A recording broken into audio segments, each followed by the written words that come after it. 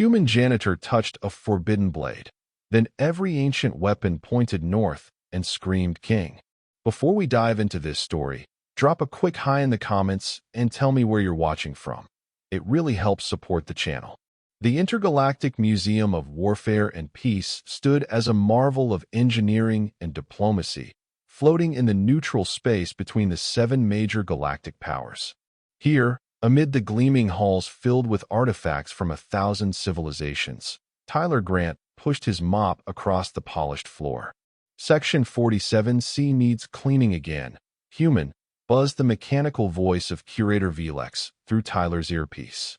The Tauran administrator had a particular disdain for humans, considering them barely evolved enough to handle the sophisticated security systems of the museum. On my way, Tyler replied, suppressing a sigh. At 34, he hadn't imagined his life would involve cleaning alien vomit off priceless artifacts. But after the Earth Proxima War left him without family or prospects, the janitorial position at the museum had been a lifeline. The pay was decent, and it came with a small living pod in the staff quarters. Most importantly, it allowed him to be surrounded by history, even if he was only permitted to clean it, never touch it. Section 47C housed the most dangerous weapons ever created, artifacts so powerful they required special containment fields and round-the-clock monitoring.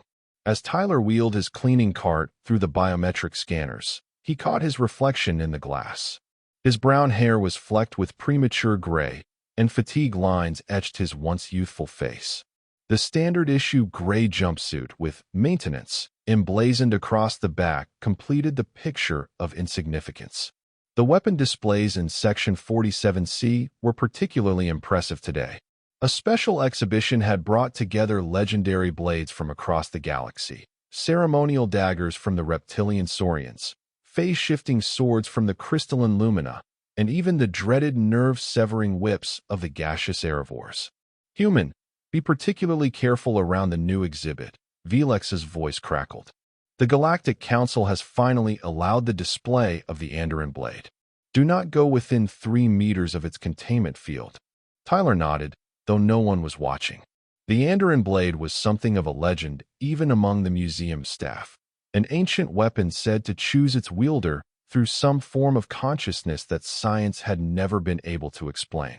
It had reportedly been dormant for 10,000 years, ever since the fall of the Andoran Empire. As Tyler mopped around the displays, a commotion from the neighboring hall caught his attention.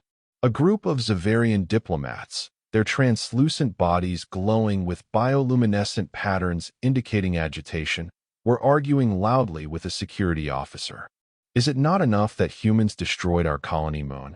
Now they're allowed to handle our sacred artifacts? The lead Zavarian bellowed, its body pulsing bright red with anger.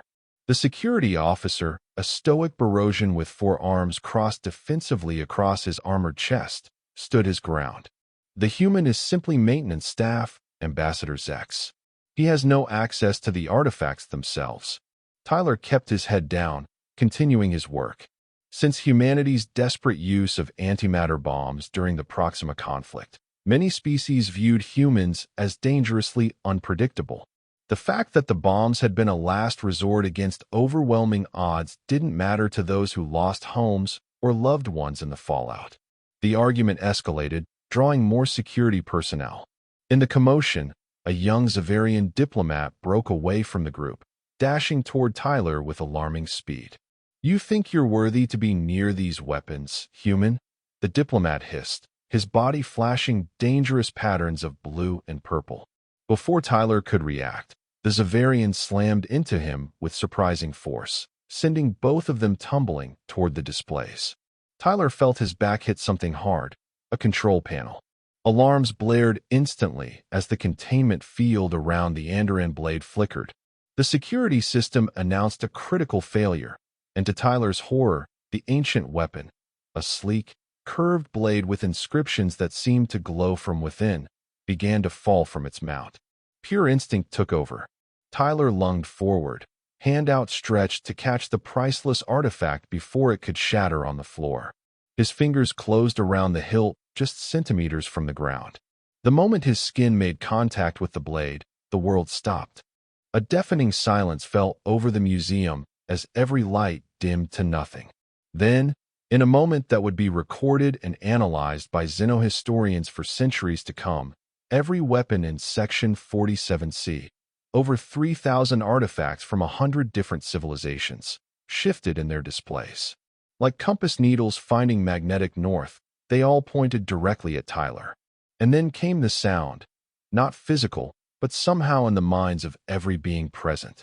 A resonant, ancient voice that spoke a single word in a language no living being had heard for millennia, yet everyone understood perfectly.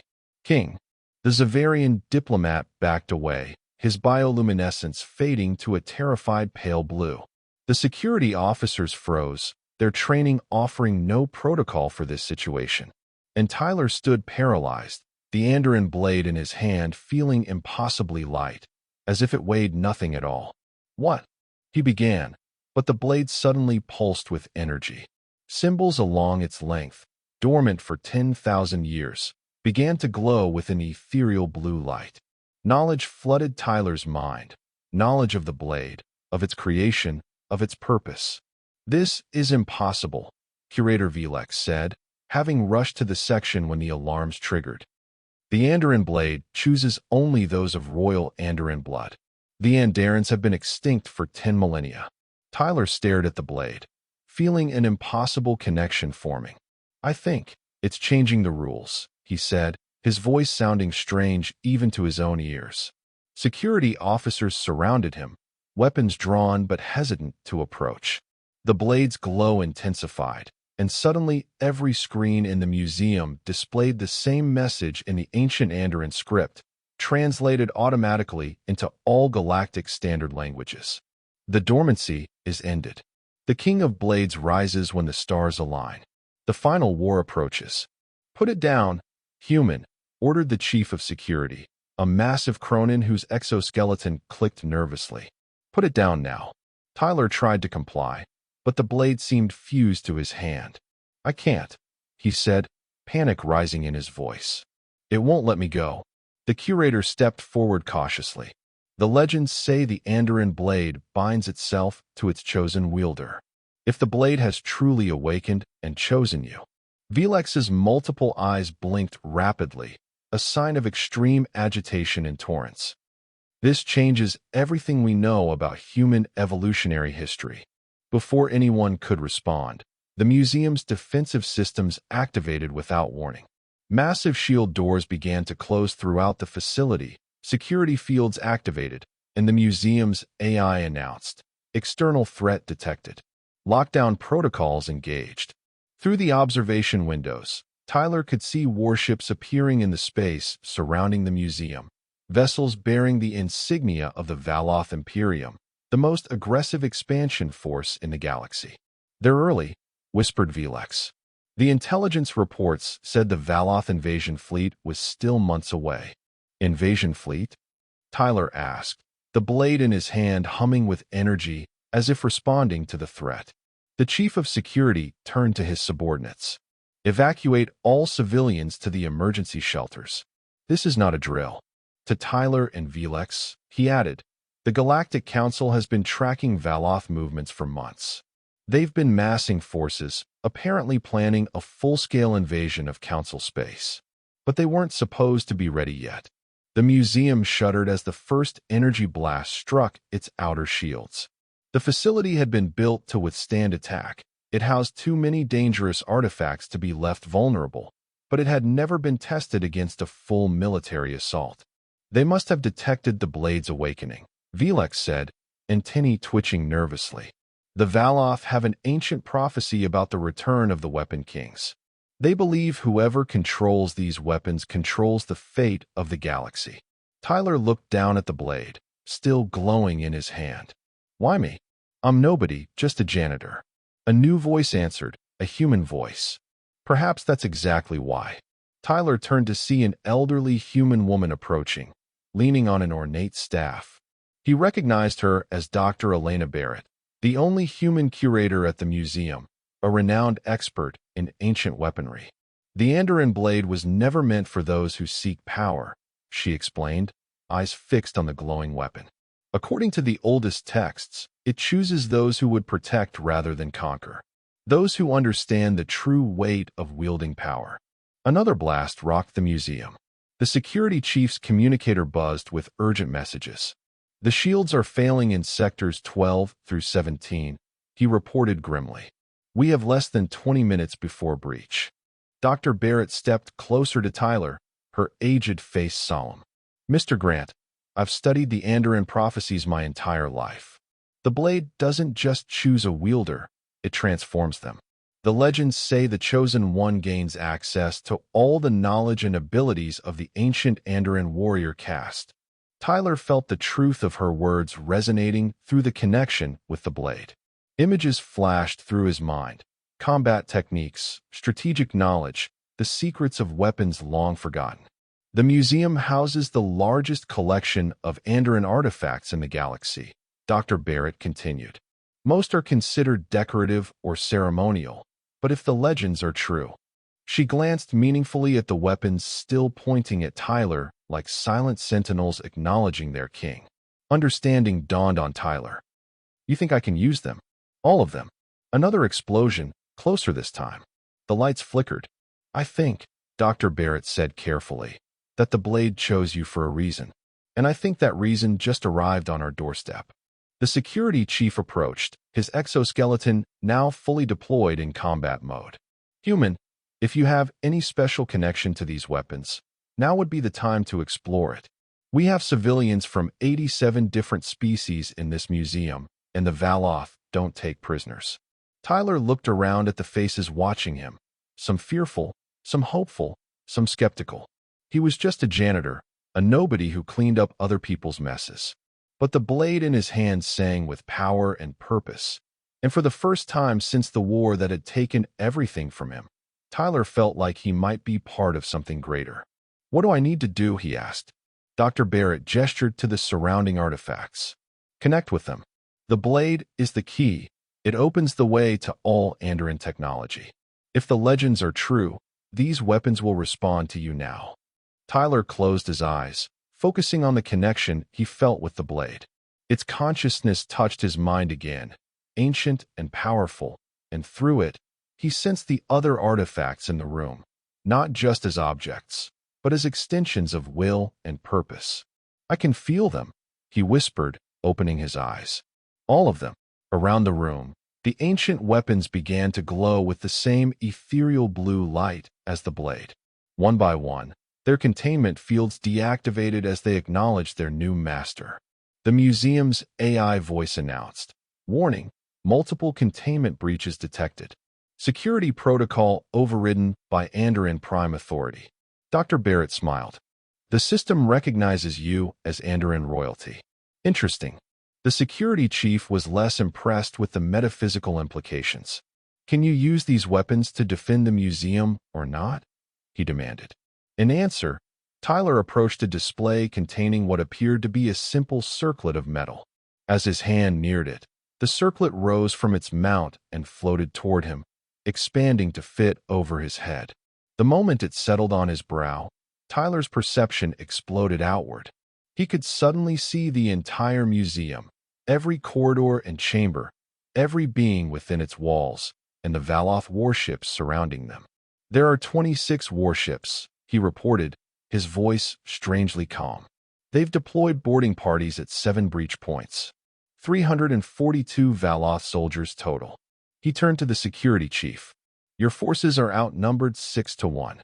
The chief's exoskeleton clicked in alarm. "How could you possibly know that?" Tyler tapped the circlet. "Tactical crown of General Vex, last defender of Andera Prime. It sees all threats within its domain." He turned to another display, where a set of ornate gauntlets floated free of their mount. As they attached themselves to his hands, energy crackled between his fingers. And these should help even the odds. Dr. Barrett watched in fascination. The gauntlets of Andoran battle mages. They channel the wielder's bioelectric field into concentrated energy. Tyler nodded, feeling the power building in his palms. "I know exactly what they do, and how to use them." He turned to the security chief. "Get your people into defensive positions around the civilian shelters. I'll handle the boarding parties. The chief hesitated. You? Alone? Not alone, Tyler said, as more artifacts detached from their displays and attached themselves to his body. A breastplate that molded itself to his chest, greaves that clasped around his legs, a cloak that settled on his shoulders and seemed to bend light around its edges. The king never fights alone. Through the tactical crown, Tyler could see the Valoth boarding parties burning through the museum's outer doors. They were reptilian humanoids, their bodies covered in organic armor, wielding energy weapons that pulsed with destructive force. They're almost through, he warned. Everyone needs to get to safety now. As the others retreated, Dr. Barrett lingered a moment longer. Tyler, she said, her academic reserve giving way to genuine concern. The legends say the transformation is irreversible. If you do this, there's no going back to who you were. Tyler looked down at his janitorial uniform, now mostly covered by ancient Andoran battle armor. He thought about his life since the war, the loneliness, the insignificance, the daily reminders of humanity's precarious place in the galactic order. Maybe that's not such a bad thing, he said quietly. Dr. Barrett nodded in understanding and hurried after the others, leaving Tyler alone in the weapon hall as the Valoth boarding parties breached the final barriers. Through the tactical crown, Tyler watched as the first group of Valoth warriors entered the museum, their movements precise and practiced. They were heading directly for Section 47C, obviously aware of the blade's significance. Tyler stepped into the shadows, the Andoran cloak bending light around him. The blade in his hand pulsed with anticipation, and knowledge flooded his mind. Combat techniques perfected over thousands of years, strategies developed by the greatest Andoran generals, the exact weak points in Valoth organic armor. As the first Valoth squad rounded the corner into the weapon hall, Tyler felt a strange calm settle over him. He was no longer Tyler Grant, human janitor and survivor of a forgotten war. He was something else now, something ancient and powerful, reborn in a time of need. Let's see if I'm worthy of the title, he whispered to the blade, and stepped out to meet his destiny. The lead Valoth warriors spotted him immediately, reptilian eyes widening at the sight of the glowing Andoran artifacts covering Tyler's body. The human holds the blade, the warrior hissed in its native tongue, which Tyler somehow understood perfectly. Take it alive if possible. As the squad raised their weapons, Tyler felt the knowledge of the ancients guiding his movements. The gauntlets on his hands flared with blue energy as he thrust his palm forward, releasing a concentrated blast that struck the lead warrior square in the chest. The Valotha's organic armor sizzled and cracked, and the warrior flew backward, crashing into his comrades. Tyler moved with impossible speed, the Andoran armor enhancing his natural abilities. The blade sang through the air, cutting through Valoth energy weapons as if they were made of paper. When a warrior managed to fire, the energy bolt seemed to bend around Tyler, diverted by the cloak's defensive field. Pull back, shouted the Valoth commander. Concentrate fire. As multiple energy weapons targeted him, Tyler raised his left gauntlet. A shimmering shield of blue energy expanded outward, absorbing the blasts. With his right hand, he touched one of the symbols on his breastplate. Instantly, a dozen small spheres detached from the armor and shot toward the Valoth warriors, expanding into energy nets that entangled and immobilized them. Through the tactical crown, Tyler could see more boarding parties converging on his position. The Valoth were adapting their strategy, bringing in heavier weapons and elite warriors. Tyler touched another symbol on his armor, and the floor beneath him glowed with Andoran script. A holographic display appeared, showing the museum's layout. He placed his hand on a junction point, and ancient Andoran defense systems, dormant for millennia and unknown even to the museum's builders, activated. Force fields sprang to life, containment protocols engaged, and automated security measures deployed, buying precious time for the civilians to reach the shelters. As he prepared to face the next wave of Valoth warriors, Tyler felt the blade's consciousness touch his mind again. Images flowed into his awareness, not of battle this time, but of history. He saw the fall of the Andoran civilization, brought down not by external enemies, but by their own weapon technology, grown too powerful to control. He saw the last Andoran king, sealing away the most dangerous artifacts and encoding them to awaken only when needed most. And he saw the truth behind the legends, that the Andarans had not gone extinct but had hidden themselves among other species, abandoning their warlike past and changing their very biology over generations to ensure their weapons could never be used again. Unless the need was great enough. Unless the stars aligned. Tyler gasped as the final piece fell into place. "That's why the blade chose me," he whispered. "I'm Andoran." The tactical crown confirmed his realization, mapping his genetic structure and highlighting sequences that had remained dormant in his DNA for thousands of years, sequences now awakening in response to the blade. A massive explosion rocked the museum as the Valoth deployed heavy artillery against the structure. The shields were failing, and Tyler knew they were running out of time. Through the crown, he located the security chief and established communication. "The civilians?" "Secured in the inner shelters," came the reply. "But the Valoth have disabled our communications array. We can't call for help." Tyler's mind raced through possibilities, accessing the knowledge of ancient Andoran strategists. "There's another way," he said, his gaze falling on a small, unassuming artifact in a nearby display, a crystal sphere that glowed faintly blue in response to his presence. "The Harmony Sphere," he murmured, reaching out to it. The sphere floated to his hand, its glow intensifying. "It can amplify and project thoughts across vast distances." "To whom?" the security chief asked. "The nearest Galactic Council forces are hours away." Tyler closed his eyes, concentrating on the sphere. "Not Council forces. Others like me." As he focused his will through the ancient artifact, Tyler felt his consciousness expanding outward, touching minds across the galaxy. Humans with dormant Andoran DNA, living ordinary lives, unaware of their heritage. The sphere translated his desperate plea into pure emotion and need, calling to the blood they all shared. Then he turned his attention back to the immediate threat. The Valoth forces were regrouping for a final push, bringing their most elite warriors and heaviest weapons to bear. Through the tactical crown, Tyler could see their commander, a massive Valoth covered in ceremonial armor, directing the assault. "Time to end this," Tyler said, the Andoran artifacts pulsing in agreement. He moved through the museum with supernatural speed, the cloak rendering him nearly invisible, the tactical crown revealing every enemy position. When he encountered Valoth warriors, the ancient weapons responded to his will with devastating efficiency.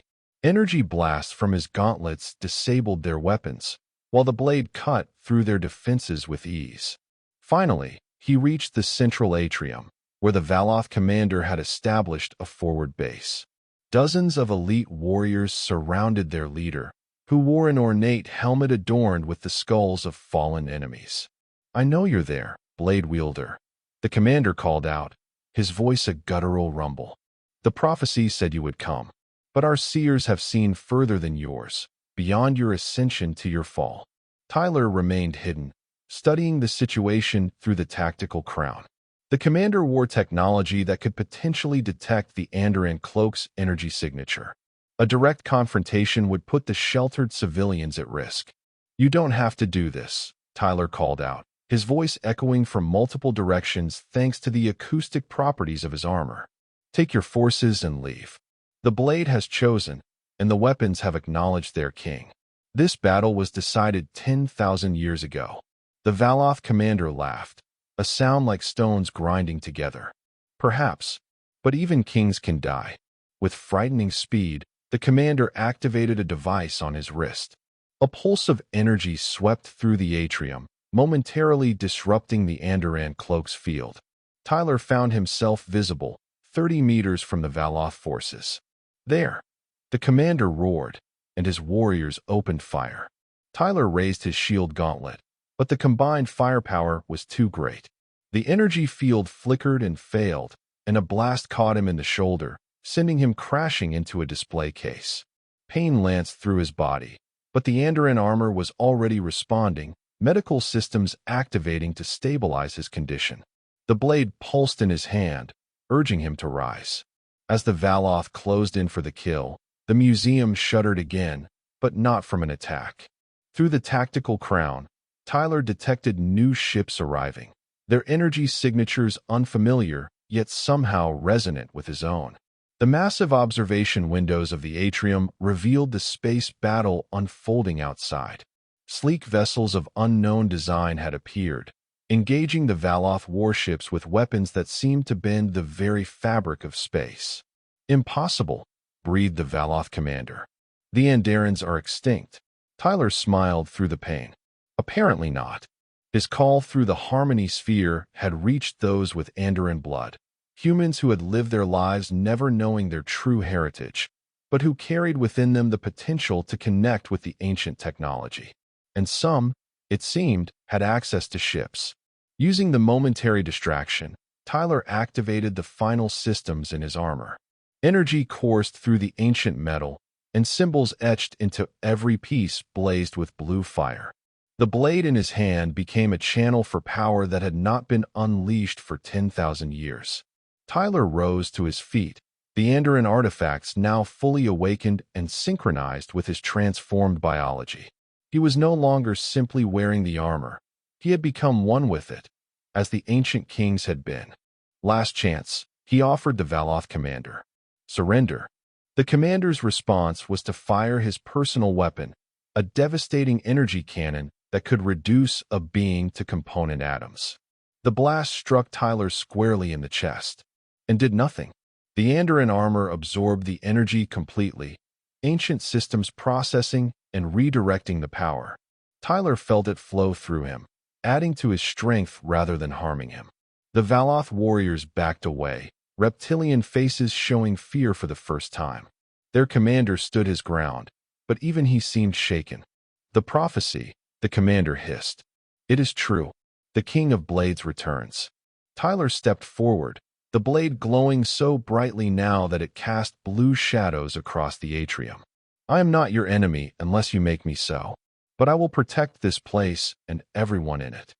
Through the tactical crown, Tyler sensed movement from the docking bays. The new arrivals had boarded the museum and were making their way toward the atrium. Humans, mostly, but a few other species as well, all carrying dormant Andoran DNA, all responding to his call. The Valoth commander assessed the situation, calculating his diminishing odds. "This is not over, King of Blades," he growled, before activating his personal teleporter and vanishing in a flash of light. With their leader gone, the remaining Valoth warriors lowered their weapons, accepting defeat. Through the tactical crown, Tyler could see the battle in space turning decisively against the Valoth fleet as more ships with Andoran signatures arrived.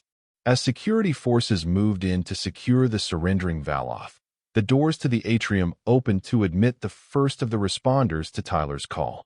They were ordinary people, a pilot, a teacher, a doctor, a mechanic, but all had felt the pull of the Harmony Sphere, the awakening of something long dormant in their blood. They stared at Tyler in his glowing Andoran armor, the ancient blade still pulsing with power in his hand. And one by one, they knelt, acknowledging what the weapons had already proclaimed.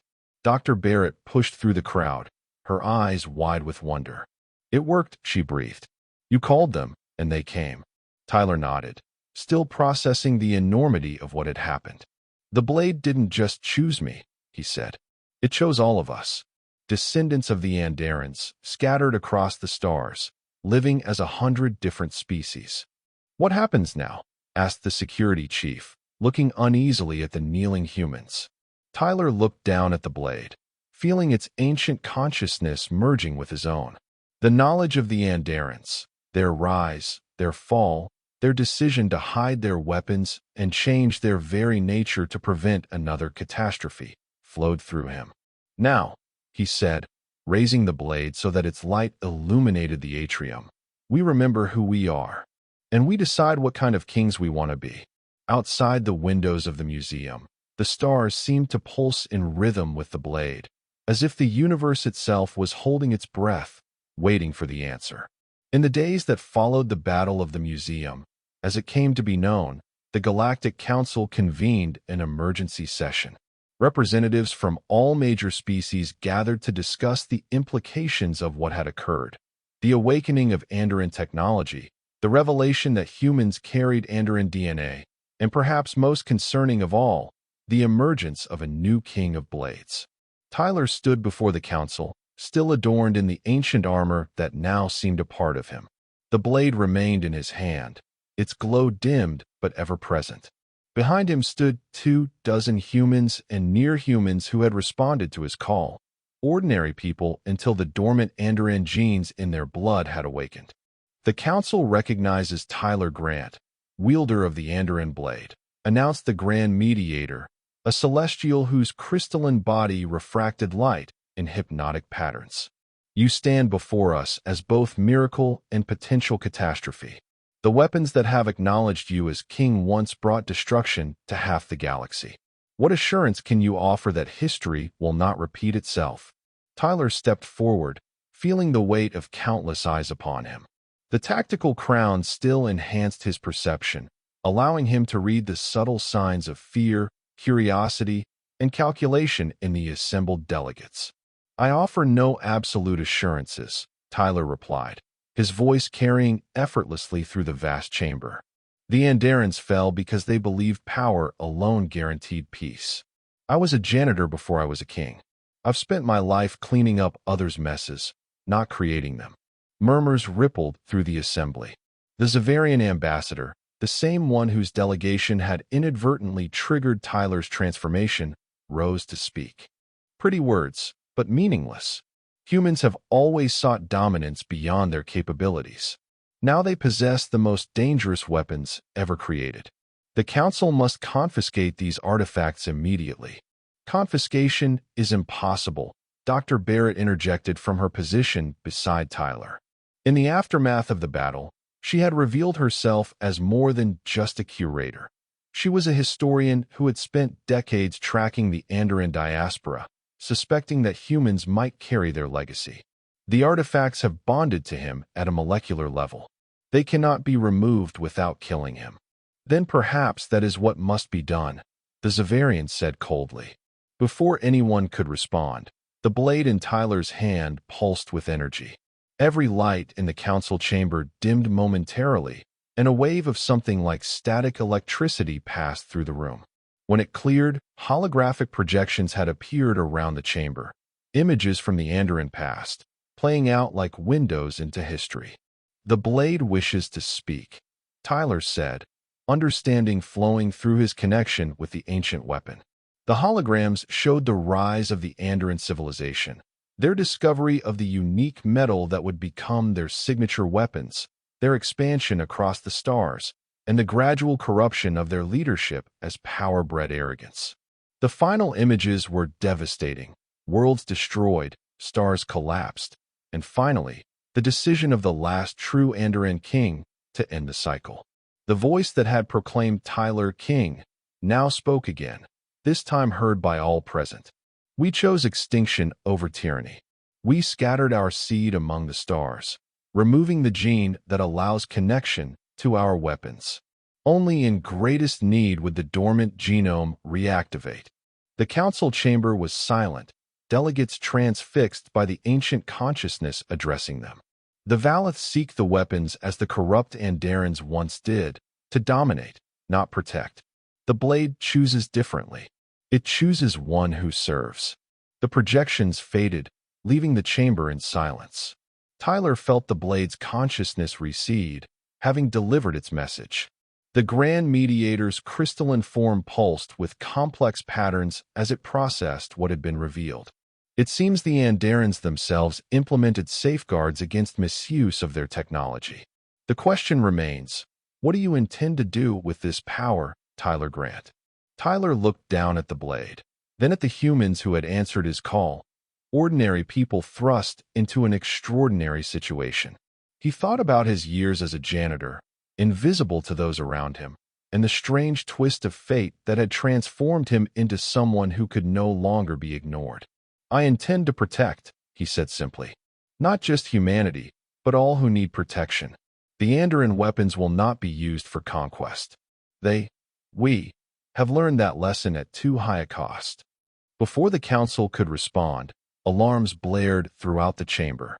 The Grand Mediator received an urgent communication, its crystalline body flashing red with alarm. The Valoth fleet has returned, it announced. Not just a scouting force this time, but their main armada. They've bypassed our outer defenses and are on course for this station. Evacuation protocols are now in effect. Panic swept through the council chamber as delegates rushed toward emergency transporters. The security forces moved to create order, but the fear was palpable. Through the tactical crown, Tyler could see the approaching Valoth fleet. Hundreds of warships advancing in perfect formation, with a massive dreadnought at their center. Even with the awakened Andoran technology, he knew they couldn't fight such a force directly. "We need to buy time for the evacuation," he said to his companions. "And we need a plan." One of the humans who had answered his call stepped forward, a woman named Maya Foster, who had been an astrophysicist before the Harmony Sphere had awakened her heritage. "I've been studying the Andoran technology since I arrived," she said. "There's something about the blade and the other artifacts. They don't just channel energy, they manipulate space-time on a quantum level. That's how the cloak bends light, how the gauntlets concentrate force." Tyler nodded, feeling the truth of her words through his connection with the blade. "What are you suggesting?" Maya's eyes gleamed with the excitement of discovery. "If we combine the artifact's power, we might be able to create a temporal displacement field, essentially a bubble of slowed time around the Valoth fleet. It won't stop them permanently, but it could give the council time to evacuate and organize a proper defense." "Can we do that without harming the Valoth?" Tyler asked. "They may be invaders, but I won't be responsible for genocide." "The field would be temporary," Maya assured him. "Hours for us would be seconds for them. No permanent damage." Tyler turned to the Grand Mediator, who had remained at its post despite the evacuation. "We need access to the station's central power core. We can slow the Valoth advance, but we need time to set up." The Mediator's crystalline form pulsed with decision patterns. "Granted. But know this, King of Blades. If you betray this trust, if you use this power for conquest rather than protection, every force in the galaxy will unite against you." Tyler met the Mediator's gaze unflinchingly. "I was nobody until a week ago. I have no desire to rule anything. But I will not stand by while innocents are threatened." The Mediator nodded and provided the necessary clearances. As the council chamber emptied, Tyler and his companions made their way to the station's core, a massive chamber where artificial singularities provided the enormous power needed to maintain the facility. Maya worked quickly, interfacing with the station's systems while Tyler and the others prepared the Andoran artifacts. Each person who had answered Tyler's call now carried at least one ancient device that had awakened to their touch, not as powerful as the blade, but formidable nonetheless. Through the tactical crown, Tyler monitored the Valoth fleet's approach. They would be in firing range in less than 10 minutes. Not enough time for a full evacuation. "We're ready," Maya announced finally.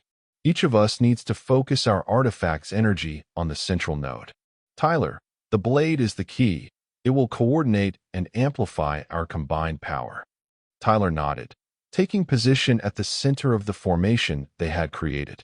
"Everyone, focus on protection, not destruction." The Andarans fell when they forgot the difference. As the Valoth fleet entered firing range, Tyler raised the blade.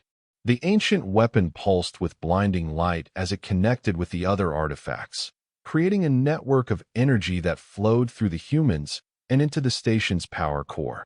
Tyler closed his eyes, focusing his will through the blade.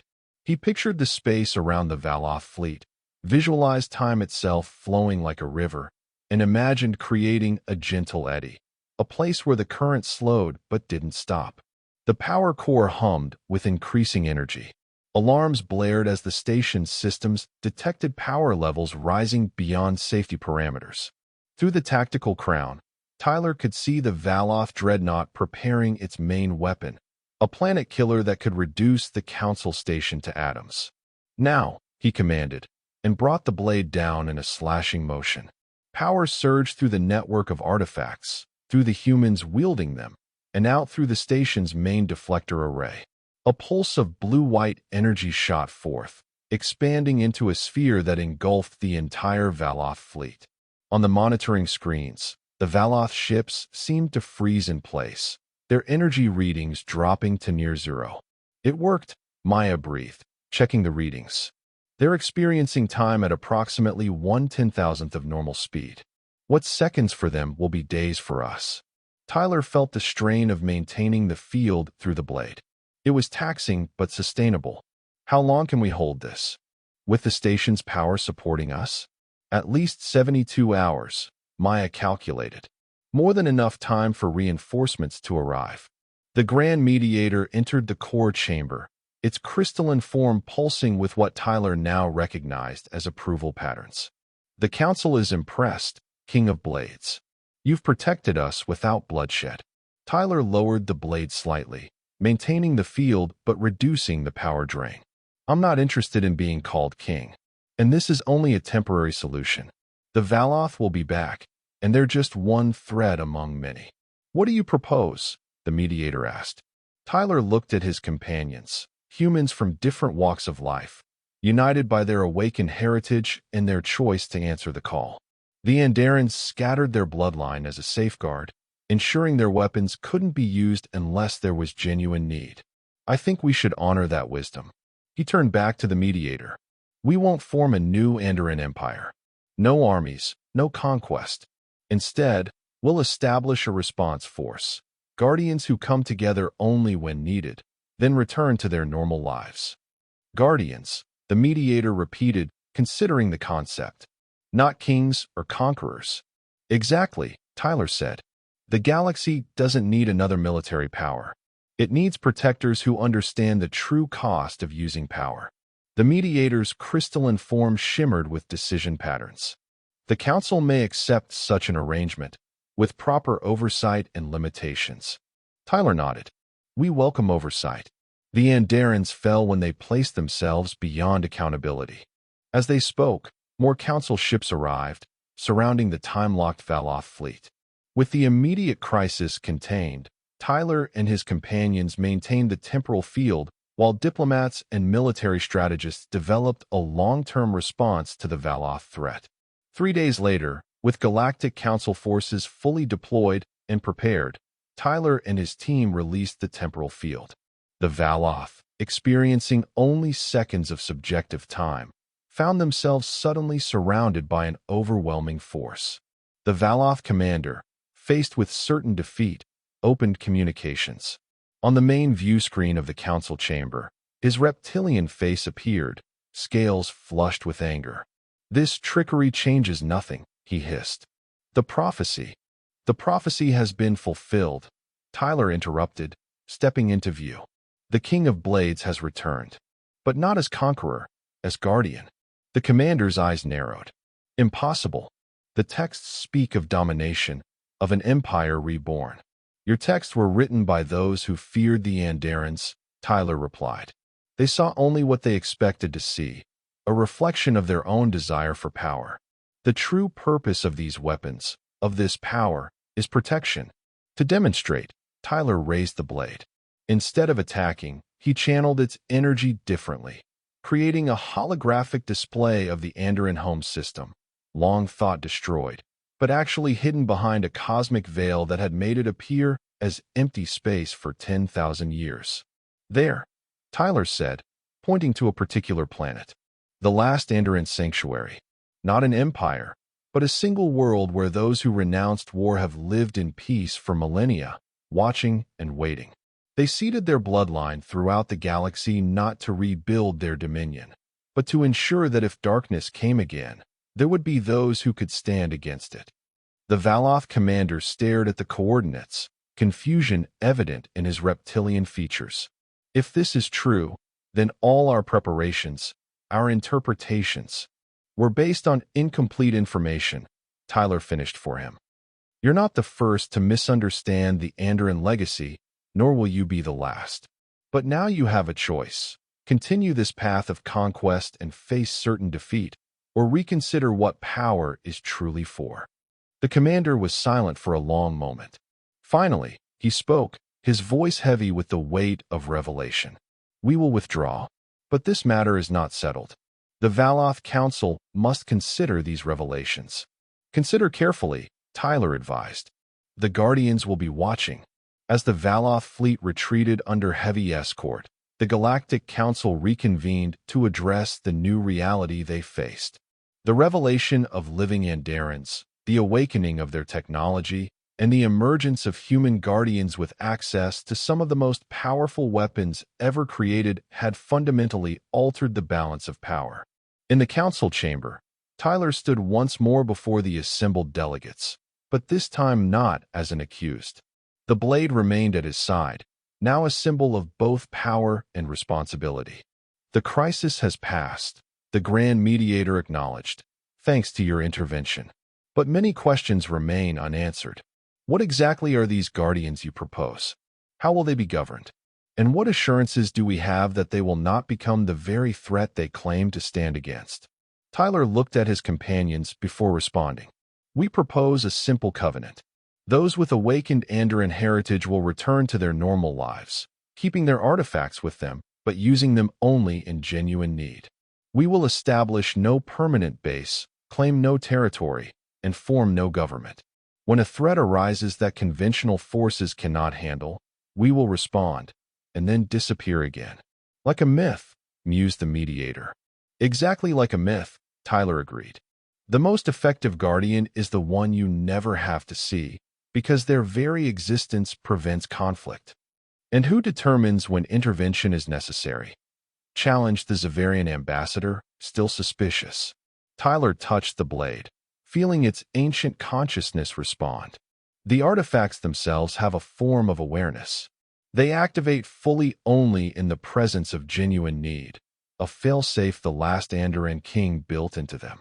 He raised the blade slightly, and its glow intensified.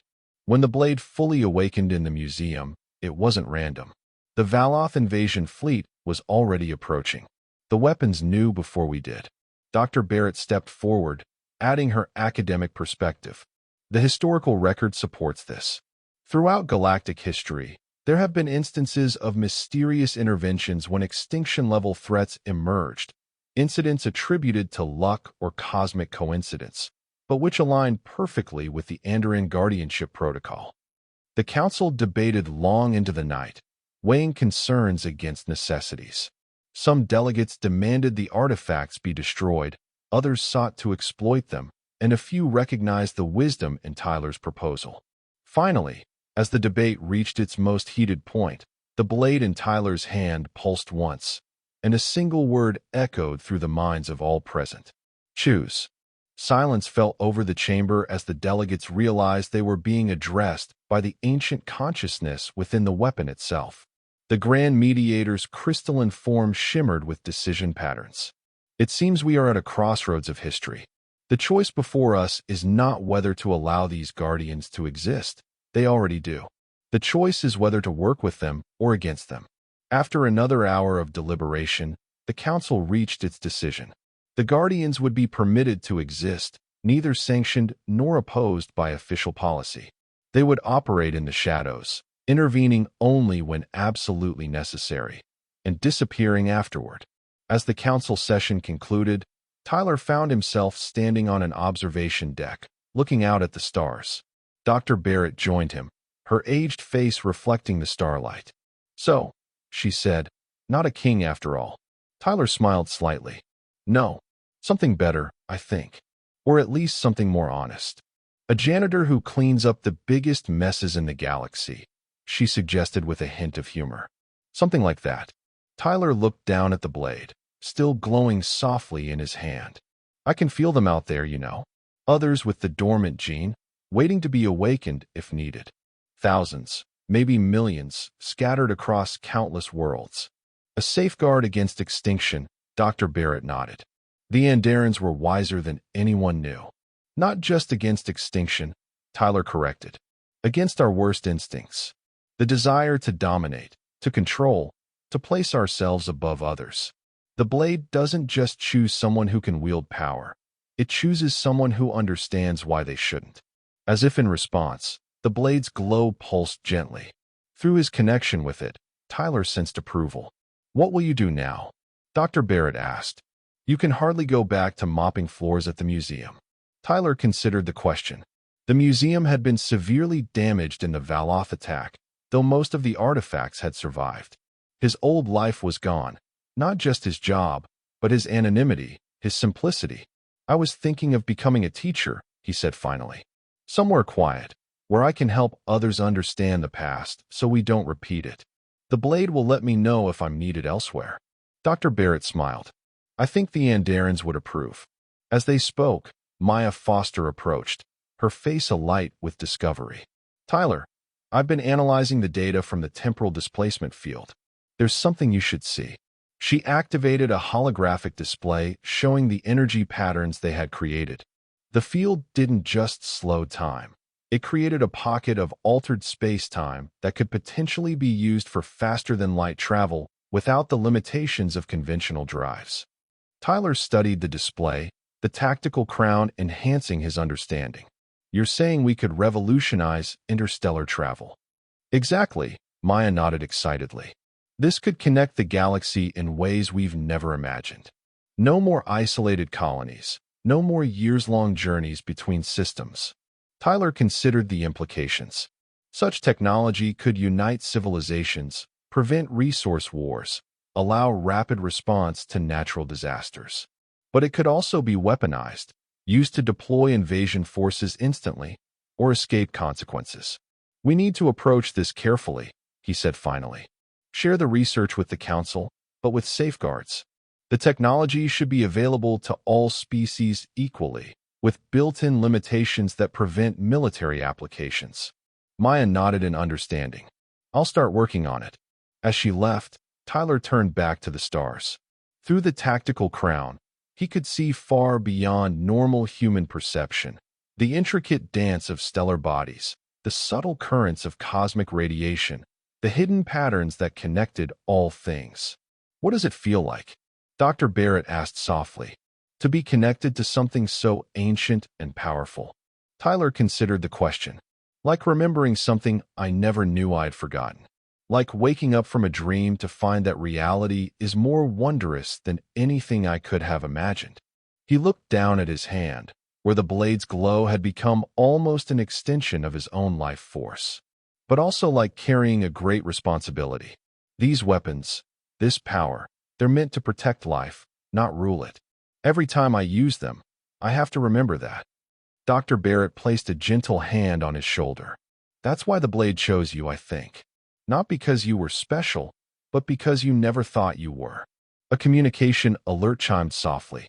One of the humans who had answered Tyler's call, a pilot named Caleb Walker, appeared on the nearby screen. "Tyler, we've received a distress signal from the Tenarian colony in the Vega system. Some kind of temporal anomaly is threatening to collapse their sun. Local authorities are evacuating, but they can't get everyone out in time." Tyler nodded, already feeling the blade responding to the genuine need. "Alert the others. We leave in 20 minutes. As Caleb acknowledged and signed off, Tyler turned to Dr. Barrett. "Duty calls." She smiled in understanding. "The Guardian's work is never done." "No," Tyler agreed, as the Andaran armor began to materialize around him once more, responding to his will. "But neither is the Janitor's." With a final nod to Dr. Barrett, Tyler headed for the docking bay where the others would be gathering. The blade hummed with purpose in his hand, its glow intensifying as it sensed the coming challenge. He was no longer just Tyler Grant, human janitor. He was no longer just the king of blades. He was something new, a guardian of life in all its forms, wielding ancient power with modern wisdom. As he walked, the blade's consciousness touched his mind one final time, showing him not the past, but a possible future. A galaxy where different species worked together, where power served rather than dominated, where the mistakes of the Andarans were remembered and not repeated. It was a future worth fighting for, worth protecting, worth cleaning up every mess that threatened it. And as the Guardian ship prepared for departure, Tyler smiled at the irony. In the end, he was still a janitor after all, just with better equipment and a much bigger floor to mop. 6 months later, rumors spread across the galaxy of mysterious interventions when disaster struck. Temporal anomalies resolved, hostile invasions thwarted, endangered species rescued from dying worlds. Witnesses described humans wielding impossible technology, appearing when needed most and vanishing afterward. The Galactic Council neither confirmed nor denied these stories. Official records listed natural phenomena, statistical anomalies, or unexplained cosmic events. But across countless worlds, people looked to the stars with new hope, knowing that someone was watching, someone was waiting, someone would come if needed. On a small agricultural world at the edge of settled space, a school teacher finished his day's lessons on galactic history.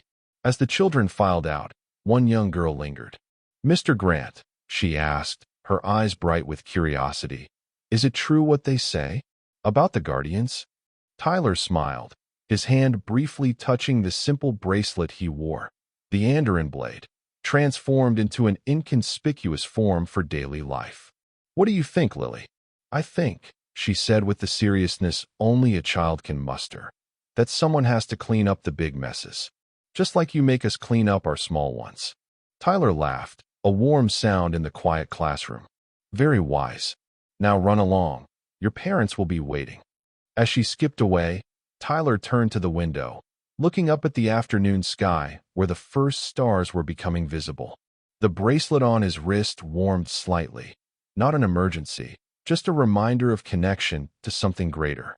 Somewhere out there, Maya was revolutionizing space travel with Andaran-inspired technology. Caleb was mapping unexplored regions with his enhanced ship. Others were healing, building, teaching, creating, all while carrying their secret heritage and their readiness to respond when needed. Tyler gathered his teaching materials and headed for the door. Tonight was his turn to host the local community dinner, a simple gathering of neighbors sharing food and conversation. Tomorrow he would grade papers, tend his garden, and continue the quiet life he had chosen. Until the blade called again. Until the next mess needed cleaning. Until the stars aligned once more. And that was the end of the story. If you listened all the way to here, don't forget to leave feedback about what you thought of the story in the comments, whether positive or negative.